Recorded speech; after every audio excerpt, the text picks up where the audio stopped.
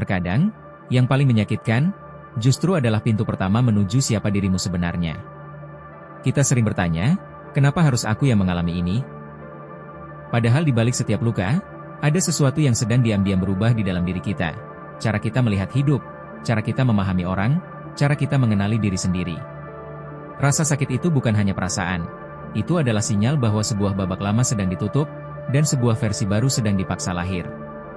Video ini akan mengajakmu melihat bahwa luka bukan tanda kehancuran, tapi tanda transformasi. Bukan akhir perjalanan, tapi momen ketika matamu akhirnya mulai benar-benar melihat apa yang selama ini kamu abaikan. Ini tentang kekuatan yang muncul pelan-pelan, dari sesuatu yang dulu hampir membuatmu jatuh. Kadang luka itu tidak datang dengan suara keras, justru muncul dari hal-hal kecil yang kita alami setiap hari. Seperti ketika seseorang yang kita percaya tiba-tiba berubah. Atau ketika harapan yang kita jaga pelan-pelan runtuh tanpa alasan yang jelas. Ada hari di mana kita bangun dengan perasaan berat, bukan karena kejadian besar, tapi karena tumpukan kekecewaan kecil yang tidak pernah kita akui. Seperti tetesan air yang jatuh terus-menerus, perlahan membuat retakan di dalam diri. Dan seringkali, kita tidak sadar bahwa luka itu bukan hanya membuat kita sakit, tapi membuat kita berhenti bergerak. Berhenti percaya. Berhenti membuka hati. Bayangkan seseorang berjalan sambil memegang kaca pecah. Bukan karena ingin, tapi karena tidak tahu bagaimana cara meletakkannya. Begitu pula kita, memegang kenangan yang menyakitkan karena takut kosong jika melepaskannya. Tapi di balik semua itu, setiap luka sebenarnya sedang menunjukkan sesuatu. Bukan untuk menghukum, tapi untuk menyadarkan bahwa ada batas yang harus kita jaga.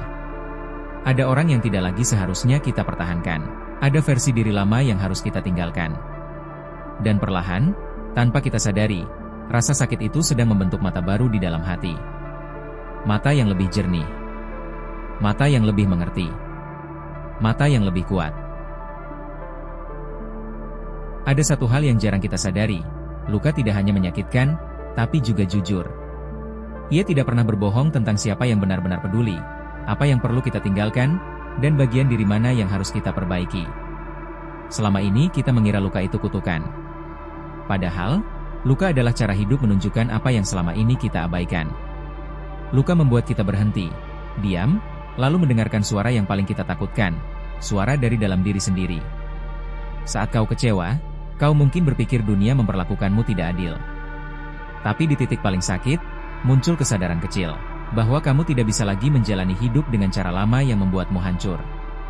Itulah moment of clarity, momen ketika segala kabut di kepala mulai menipis. Kau melihat siapa dirimu sebenarnya. Kau menyadari batas-batas yang selama ini kau biarkan orang lewati.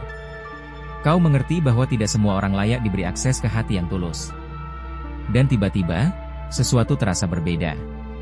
Tidak ada lagi kebutuhan untuk balas dendam. Tidak ada lagi keinginan untuk membuktikan apapun. Yang ada hanya kesadaran sederhana. Aku layak bahagia, dan luka ini adalah pintu menuju versi diriku yang lebih kuat. Karena begitulah cara luka bekerja. Ia mengupas kepalsuan, meninggalkan kejujuran, dan memperlihatkan jalan yang selama ini tertutup oleh kenyamanan. Kadang sesuatu harus memecahkanmu dulu, agar kau benar-benar bisa melihat siapa yang sanggup kau jadikan dirimu setelah itu. Ada sebuah cerita sederhana tentang seseorang yang pernah merasa seluruh hidupnya runtuh hanya karena dikhianati orang yang paling ia percaya. Malam itu ia duduk sendirian di kamar, lampu temaram, semuanya terasa sempit, seperti dunia mengecil. Beberapa minggu kemudian, ia mencoba bangkit. Ia mulai berjalan setiap pagi, hanya untuk mencari udara segar. Pada suatu hari, ia melihat seorang pria tua tersenyum sambil membantu orang asing menyeberang, padahal kakinya tampak gemetar. Dan entah mengapa, momen kecil itu seperti mengetuk hatinya. Ia berpikir, di dunia yang kadang begitu keras, masih ada orang yang memilih untuk lembut. Sejak itu, ia mulai membuka mata. Ia sadar lukanya bukan akhir, tapi pintu. Pintu menuju keberanian baru, kebijaksanaan baru, dan batas baru yang lebih kuat dari sebelumnya.